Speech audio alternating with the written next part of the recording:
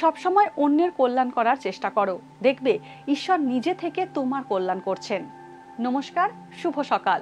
স্বামী বিবেকানন্দের অমর বাণী স্মরণ করে আজকের দিন শুরু করা যাক। মেষ, বৃষ ও মিথুন রাশির জাতকদের ভাগ্যে আজ কি আছে জেনে নিন।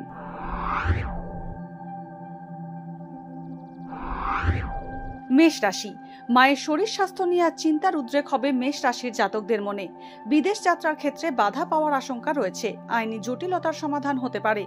কাছের বন্ধুর থেকে কোনো দুঃসংবাদ পেতে পারেন। চিকিৎসা সংক্রান্ত খরচ বাড়বে। বৃষ রাশি, ব্যবসায় আজ মুনাফা পাবেন বৃষ রাশির জাতকরা। সরকারি চাকরিতে পদোন্নতির সম্ভাবনা রয়েছে। পৈতৃক বসত বাড়ি বিক্রি করার কথাবার্তা এগোবে।